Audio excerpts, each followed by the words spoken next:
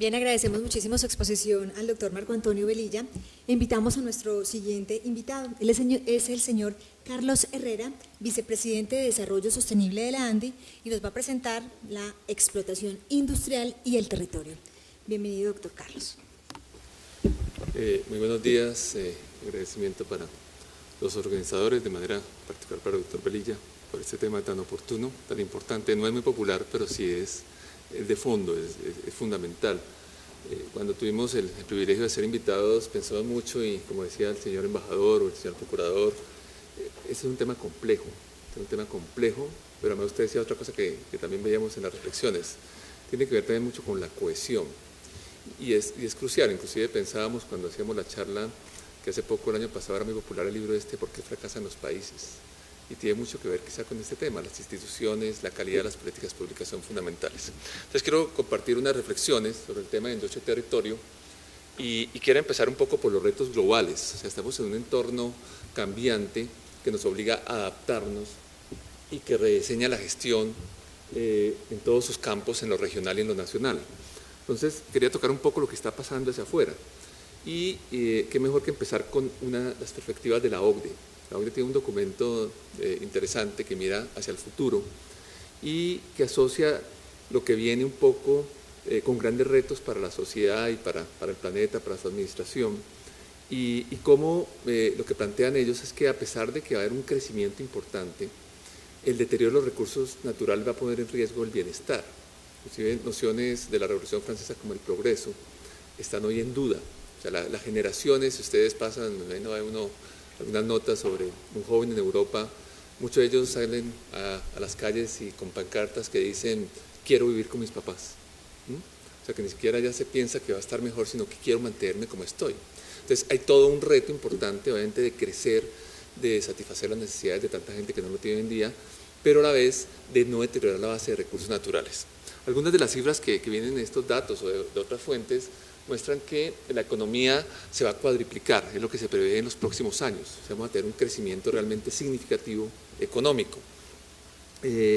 La emisión de gases de invernadero, a pesar de todos los buenos propósitos y los compromisos, se espera que suba un 50% de lo que teníamos en el 2010. Entonces los retos van a ser realmente complejos. O sea, la alteración en los patrones, no sé, de agricultura, el tema de riesgos va a ascender en la agenda de una manera explosiva. Igualmente la demanda de agua se va a duplicar, por eso de manera muy inteligente, en fallos como el que conocimos del Honorable Consejo de Estado, el tema del agua se le da esa importancia que realmente no se le ha dado tradicionalmente, que las políticas públicas no reconocen, porque además el tema de la competencia por el agua va a ser muy impactante. Hoy en día percibimos, digamos, ciertas tensiones, el grupo energético, pero la verdad uno mira un poco en el mundo y las tensiones se dan a veces entre las ciudades y la agricultura. O sea, ¿para quién es el agua? ¿Para comer o para mis necesidades? Entonces, una tensión importante que se avecina. Igualmente, otro de los temas más sensibles es que la biodiversidad se va a reducir, no solo por el tema ético de la pérdida de especies, sino porque los ecosistemas brindan unos servicios ambientales que hoy van a estar en entredicho. Entonces, la pregunta un poco es, ¿y cómo nos vemos nosotros en este contexto? O sea, esto va a suceder, no importa lo que hagamos en Colombia, no importa los compromisos que llevamos a París, simplemente nos vamos a ver afectados. Entonces, son un poco las reflexiones que en este interesante foro pues tenemos acá. Entonces los retos nacionales tienen varios elementos, o sea, satisfacer las necesidades de la población actual, una población actual que cada vez tiene un grupo más grande de clase media con aspiraciones de bienestar y de progreso, superar la pobreza, todavía tenemos unas cifras solamente que uno desde afuera las vería un poco vergonzosas, aprovechar sosteniblemente los recursos que tenemos, porque también hay algunas tendencias a no aprovechar la capacidad energética, a no aprovechar los minerales de manera sostenible, para mejorar la calidad de vida y ser más competitivos, por supuesto. Otro de los retos que se nos avecinan es mantener la base de los recursos naturales. Hoy en día tenemos una grave afectación, lo decía con mucho tino el procurador, por diferentes motivos, ya sea por temas fuera de la ley, que están afectando gravemente el patrimonio y el capital natural está en juego, está siendo destruido permanentemente, con muy gran indiferencia a la sociedad, solo unas instituciones muy pocas traen estos temas a la mesa. Y atender las necesidades. Me pude hacer una pequeña revisión un poco rápida sobre qué nos espera en el futuro. Entonces aquí saqué unos datos de algunas fuentes, que ustedes ven ahí, no las cito, pero ustedes las pueden ver. El DANE, la población actual, más o menos ustedes ven, vamos a tener, no sé, 13 millones más de personas que requieren energía, que requieren agua, que requieren sitios para depositar sus basuras, que requieren áreas de alimentación, etcétera, etcétera. Entonces es un reto importante, justamente necesitamos políticas públicas de mucha calidad para poder enfrentar y satisfacer las necesidades sin acabar la base natural que proporciona ese bienestar. La demanda de agua se prevé, por ejemplo, estos datos, aquí está el antiguo director del IDEAN, que seguro estuvo haciendo este Estudio Nacional del Agua, o sea, ahí miren que usted va a crecer como el 30% la demanda del agua, 30% la demanda de energía, entonces los retos son realmente mayúsculos, porque los retos involucran no solo satisfacer unas necesidades de los que vienen, de la próxima generación, sino resolver los problemas que hoy no hemos resuelto. O sea, no solamente decir, no, vamos a prever algo para el futuro, tenemos que resolver problemas hoy en día. Muy bien. Entonces, esto va a cambiar la manera de planificar. Obviamente, el tema de territorio me parece muy oportuno, la selección del tema para este foro. Y estos son algunos de los temas que creemos que van a ser cada vez más importantes en la planeación territorial. O sea, que desde el punto de vista un poco de la industria, creemos que son temas que tienen que ganar un peso más importante en las políticas públicas. Entonces, voy a desarrollar muy breve el tema de riesgos, el tema de la economía circular, el tema de un crecimiento bajo en carbono, el tema de biodiversidad y el tema de nuevas fuentes de crecimiento. Entonces, un poco, y vuelvo aquí está el antiguo director del IDEAN que publicó estos gráficos tan alarmantes. Entonces, lo que ustedes pueden ver en verde en este mapa son los lugares en que realmente va a haber muy baja vulnerabilidad a los efectos del cambio climático, es decir, en ninguna parte. O sea, en todo lado, desde las costas con la erosión que vamos a tener de la subida de los mares, hasta el cambio de los patrones de lluvia, o la sequía, o el deterioro de los ecosistemas, más todas estas cosas, o sea, plantea que es un país que va a tener el riesgo va a ser cada día mayor en nuestras políticas. Y una gran reflexión que uno podría decir es, ¿hasta qué punto el tema de riesgos ha permeado las políticas públicas? ¿Realmente sí está? Porque nosotros, si ustedes miran un poco, tenemos una capacidad interesante, y yo creo que aquí los amigos del sector energético son muy juiciosos en estos temas, para atender algunos de los eventos, o sea, nos hemos separado algo para atender algunas de las emergencias, pero realmente no para preverlas. O sea, somos fuertes de pronto en contenerlas, algo hemos hecho, pero todavía incorporar las políticas no parece ser un tema tan fuerte. Cuando un mapa como este, producido por el IDEAN, donde todo el país es vulnerable, entonces obviamente uno piensa no solamente en la complejidad de organizarnos, sino en los costos para el desarrollo que puede traer esto. Miren este escenario también tomado de otro estudio del IDEAN, que es un país con dos momentos distintos, o sea, casi dos países en uno mismo. Entonces lo que ven ustedes a la izquierda es lo que prevé el IDEAN nuevamente en un año húmedo. Entonces un país, digamos que morado y azul, es donde hay muchas, digamos, inundaciones, por decirlo de alguna manera. ¿Sí? Pero en otra perspectiva, o en otros meses, o en otro año, cambian las condiciones y lo que encuentra en rojo y en amarillo son zonas que se vuelven secas. Entonces pasamos de una abundancia a una escasez. Entonces, ¿cómo administrar esto va a ser un gran reto? O sea, que no es un país tan, si me han dicho, un país homogéneo, no, realmente es un país cambiante. Entonces, ¿cómo involucrar esto en las políticas públicas de energía, de saneamiento, etcétera, en el sector agrícola? Un segundo elemento que manejamos mucho en Andi es también un cambio de los paradigmas. El paradigma que ustedes ven un poco aquí al lado izquierdo es un poco la manera como hasta hoy nos hemos comportado, inclusive en la industria, para ser también honesto. Nosotros más o menos producimos, usamos y tiramos. Entonces es una economía lineal, una economía que realmente desperdicia recursos, porque los cree muy suficientes. Entonces los cambios de los paradigmas empiezan también con estas nuevas concepciones, la economía circular, en la cual esos residuos, esos recursos naturales se reutilizan, se remanufacturan, se vuelven nuevamente parte del aparato productivo. ¿Por qué? Porque reconocemos que hay una escasez de recursos y que la búsqueda de recursos obviamente también causa impactos. Entonces hay un cambio también de paradigma, eso trabajaba mucho en las empresas y obviamente también apostamos a eso. Eso es parte, por ejemplo, de las políticas públicas, que puede traducirse, por ejemplo, en energía, en el ahorro de energía, en el uso eficiente de la energía, en la generación de energía más sostenible. En el tema de residuos tiene que ver seguramente con el tema de la remanufactura, los residuos, de la reutilización, del reciclaje casi como última instancia, antes de las anteriores, pero obviamente tiene que ver con el diseño de los productos. A ver, pongo un ejemplo sencillo. Hace muchos años, sobre todo los mayores, teníamos en la casa un contestador con un cassette pequeño. Ese cassette requería pues, solamente materias primas. Hoy en día tenemos un contestador virtual. Entonces, es también cambiar la manera de producir, cambiar la manera de consumir. Es una de las áreas más grandes que creemos que puede incorporarse a las políticas públicas, buscando eficiencia, nuevos negocios y que va a ser parte obviamente de este futuro que se nos avecina ya. Otro de los temas obviamente se citó es el tema del cambio climático. Entonces es cambiar la manera como crecemos en el sentido de hacerla con menos emisiones de gases de efecto invernadero. Este es un resultado un poco antiguo, pero que está hoy vigente, sobre lo que hacen las empresas, o sea, qué piensan las empresas que deberíamos hacer en el tema de cambio climático. O sea, no necesariamente es una mala noticia el cambio climático, porque nos obliga a ser más eficientes en el uso de la energía. Por ejemplo, las empresas dicen que tenemos que ser más eficientes energéticamente como la máxima prioridad. Es un tema también de actitudes. Aquí en Medellín existe y se creó un programa exitosísimo de compartir el carro, por ejemplo, que es una manera de reducir las emisiones de diferentes maneras, cambiar los procesos productivos, trabajar en toda la cadena de suministro, mejorar los productos. O sea, hay todas unas oportunidades que nos trae el cambio climático, además de los riesgos que vamos a enfrentar, que debemos aprovechar obviamente para ser más eficientes y obviamente contribuir con un mundo con menos emisiones.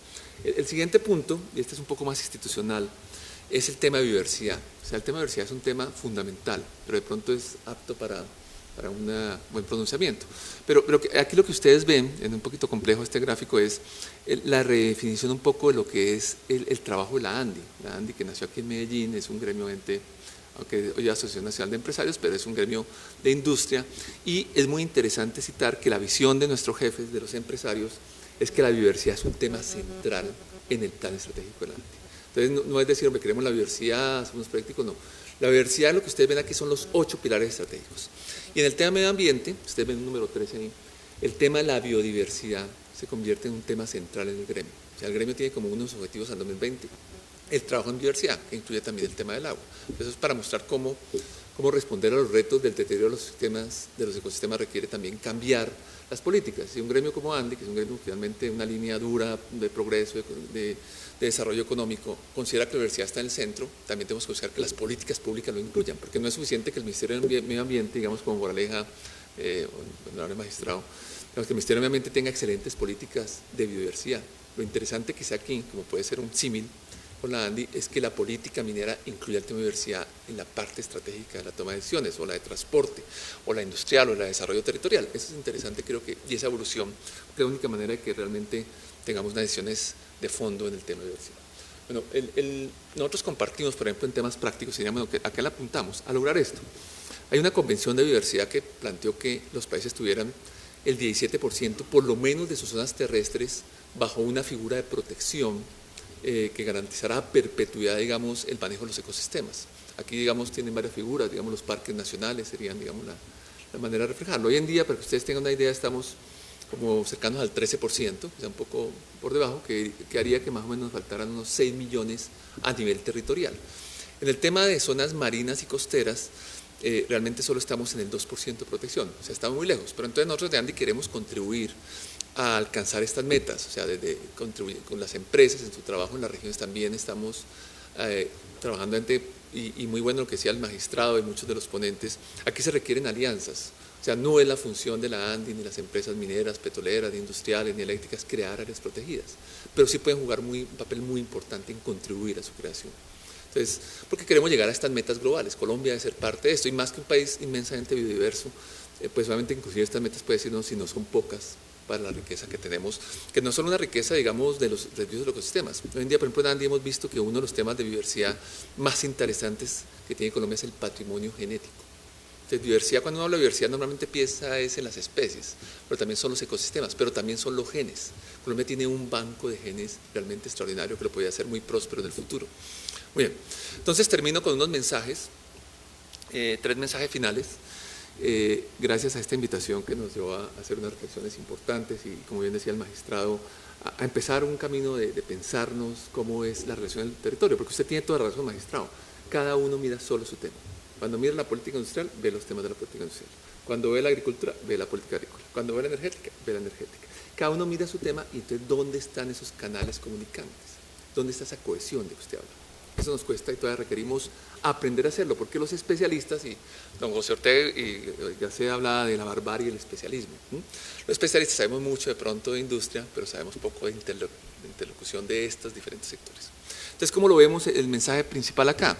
Creando oportunidades para el desarrollo sostenible, competitivo e inclusivo de los territorios y de las ciudades. Debe ser como un gran propósito de lograrlo colectivamente y para eso las políticas públicas sectoriales tienen que apuntar. Entonces, creemos que la incorporación de la dimensión territorial, que es un tema que, ya que ustedes nos lo plantearon, y eso le doy las gracias, es un tema poco desarrollado en las políticas públicas. O sea, el tema de la dimensión territorial no es muy considerado realmente en las políticas sectoriales, o sea, un hecho que está ahí, pero no se busca una integración. Pero entonces la incorporación de esta dimensión territorial es importante para alcanzar objetivos de largo plazo y un futuro sostenible. Muchos de los temas que hoy sé que con mucha diligencia manejan en la Contraloría, cuando el siguiente controlador ve las complejidades, las dificultades que hay en el territorio, se deben a que las políticas públicas no reconocen la complejidad, cada uno mira solo su parte. Máximo también que las oportunidades de las regiones varían, o sea, las regiones tienen diferentes apuestas de crecimiento, de desarrollo, de protección. Entonces se requiere que la dimensión territorial sea una parte integral del desarrollo de las políticas.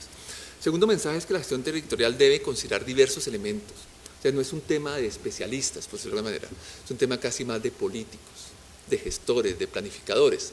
Realmente muchas veces se le da mucho peso a los especialistas técnicos que dicen, bueno, este es el tema necesariamente minero, es el tema del agua, no, pero las decisiones sobre el uso de los suelos involucran también una visión política y social, sin lugar a dudas, y eso debe ser fundamental. Por eso es fundamental que la construcción de estos modelos que son definitivamente complejos, esta es una gráfica de Liga, también un poco antigua, pero que refleja muy bien lo que es el sistema territorial, requiere una participación pública en la toma de decisiones. O sea, la calidad de esas políticas, de esas decisiones, dependen de espacios de participación que legitimicen y mejoren la toma de decisiones. Creemos que eso es fundamental. Y el último mensaje que lo vimos diariamente, tan importante como armonizar lo nacional, lo regional y lo local, es la articulación y la sinergia entre políticas sectoriales.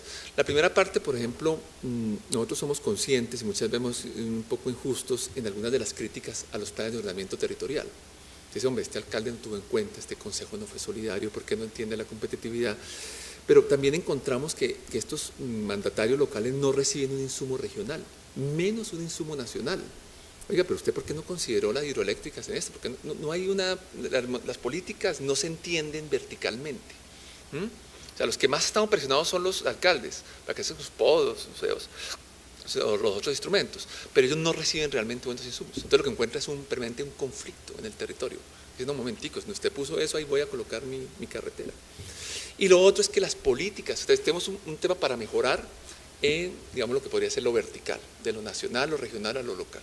Pero eso mismo tiene que complementarse con una articulación de las grandes políticas nacionales. O sea, la política energética y la política de medio ambiente no necesariamente se hablan plenamente. La política de biodiversidad no necesariamente se habla con la política de desarrollo vial, etcétera, etcétera. La política de seguridad alimentaria no se habla con la política de agua. Entonces, hay un problema estructural, porque cuando usted quiere tomar este tema tan complejo y llevarlo a decisiones concretas y de largo aliento en el territorio, se encuentra que no lo es. Entonces creo que tenemos una apertura, le agradezco mucho a los organizadores, de unos temas de reflexión que requieren la contribución de todos y sobre todo la disposición de encontrar puntos comunes y de avanzar hacia consensos, que es muy importante. Muchas gracias. Ese es un tema complejo, pero además usted decía otra cosa que también veíamos en las reflexiones, tiene que ver también mucho con la cohesión. Y es crucial, inclusive pensábamos cuando hacíamos la charla que hace poco, el año pasado, era muy popular el libro ¿Por qué fracasan los países? Y tiene mucho que ver quizá con este tema, las instituciones, la calidad de las políticas públicas son fundamentales. Entonces quiero compartir unas reflexiones sobre el tema de industria y territorio y quiero empezar un poco por los retos globales. O sea, estamos en un entorno cambiante que nos obliga a adaptarnos y que rediseña la gestión en todos sus campos, en lo regional y en lo nacional. Bien, agradecemos muchísimo su exposición al doctor Marco Antonio Velilla. Invitamos a nuestro siguiente invitado. Él es el señor Carlos Herrera, vicepresidente de Desarrollo Sostenible de la ANDI, y nos va a presentar la explotación industrial y el territorio. Bienvenido, doctor Carlos. Muy buenos días. Agradecimiento para los organizadores, de manera particular para el doctor Velilla, por este tema tan oportuno, tan importante. No es muy popular, pero sí es de fondo, es fundamental. Cuando tuvimos el privilegio de ser invitados, pensamos mucho y, como decía el señor embajador o el señor procurador, los buenos propósitos y los compromisos se espera que suba un 50% de lo que teníamos en el 2010. Entonces los retos van a ser realmente complejos. O sea, la alteración en los patrones, no sé, de agricultura, el tema de riesgos va a ascender en la agenda de una manera explosiva. Igualmente la demanda de agua se va a duplicar, por eso de manera muy inteligente en fallos como el que conocimos del Honorable Consejo de Estado, el tema del agua se le da esa importancia que realmente no se le ha dado tradicionalmente, que las políticas públicas no reconocen, porque además el tema de la competencia por el agua va a ser muy impactante. Hoy en día percibimos, digamos, cierta nacional. Entonces, quería tocar un poco lo que está pasando hacia afuera. Y qué mejor que empezar con las perspectivas de la OCDE. La OCDE tiene un documento interesante que mira hacia el futuro y que asocia lo que viene un poco con grandes retos para la sociedad y para el planeta, para su administración, y cómo lo que plantean ellos es que a pesar de que va a haber un crecimiento importante, el deterioro de los recursos naturales va a poner en riesgo el bienestar. Inclusive nociones de la Revolución Francesa como el progreso están hoy en duda. O sea, las generaciones, si ustedes pasan, hay algunas notas sobre un joven en Europa, muchos de ellos salen a las calles y con pancartas que dicen quiero vivir con mis papás. O sea, que ni siquiera ya se piensa que va a estar mejor, sino que quiero mantenerme como estoy. Entonces hay todo un reto importante, obviamente, de crecer, de satisfacer las necesidades de tanta gente que no lo tiene hoy en día, pero a la vez de no deteriorar la base de recursos naturales. Algunas de las cifras que vienen en estos datos o de otras fuentes muestran que la economía se va a cuadriplicar, es lo que se prevé en los próximos años. O sea, vamos a tener un crecimiento realmente significativo económico. La emisión de gases de invernadero, a pesar de todo,